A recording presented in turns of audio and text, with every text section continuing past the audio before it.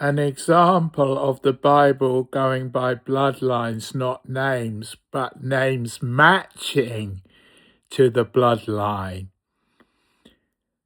Well, Adam and Eve's children were Cain and Abel, and Abel sounds like Abel. It sounds like Able, someone who is capable or can do things or is gifted. And Cain sounds like somebody who is very punitive and well, Cain was a murderer. He murdered Abel. But that led to Cain's bloodline, which involved having craftsmen all being killed out by God in the end. And Abel would have been a bloodline of leading down to Jesus, and because he was blameless. And Cain would have been a bloodline leading to Jesus in the first instance because he was the eldest brother. And if he was blameless, Jesus would have come through Cain. But Cain's bloodline was wiped out because Cain got associated with being a murderer, and his name was Cain. And then the sons in the genealogies were called Canaan. There were several people called Canaan. Enos's son was called Canaan. And that was referring back to Cain, showing that that bloodline was tainted. And then Ham's son was called Canaan, Ham was Noah's middle son after the flood. And Canaan led to the Canaanites, who became the Philistines, the enemies of Israel. And Noah's eldest son was called Shem, which means the name of God. And that became Israel and was the line leading to King David in Jerusalem, Solomon, and then down to Jesus through Joseph and Mary. So bloodlines are to do with sin and righteousness and hereditary of righteousness or hereditary of sin. And the names matched in the Bible to the status of the bloodline, whether it would be a good status, a sinless status, a righteous status, or a sinful status, or a murderer status, which would end in conflict and retribution and an eye for an eye.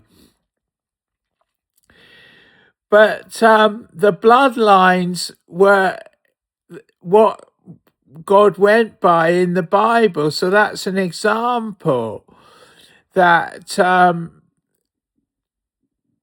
Jesus came through Shem, which came through Noah, which came through Abel's replacement, which wasn't right because of there being conflict between Noah's sons, between Shem and Ham, because Adam replaced Abel with Seth.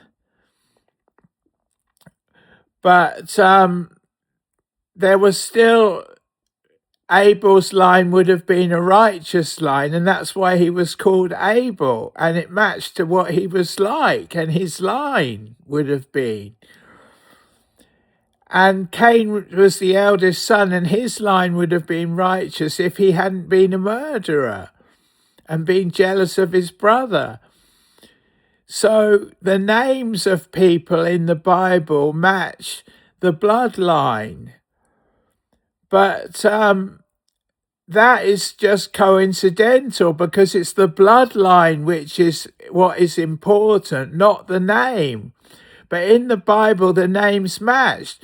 But in real life, people have interfered with this principle and renamed people and given them names which are not to do with the state of their bloodline or their righteousness or their rebellion or their jealousy, or their humility, or their submission. In the Bible, the names always match to the state of the bloodline. But in real life, people manipulate names to override what the bloodline has made, because Cain's bloodline from Adam would have been a pure bloodline as being the eldest son. But Cain had the name Cain because he was a murderer, and his bloodline ended at the great flood with Noah. And yet Noah was saved in the flood, and his eldest son was called Shem, which led to Israel and King David of Jerusalem and the Jews, and then to Joseph and Mary and Jesus. And it was a righteous bloodline, and the names matched. But you can't just name someone something and say that's what people have to remember as being whether something is legitimate or not. You have to go by the bloodline. And you shouldn't rename people against what the Bible did of giving the correct name to the state of the bloodline.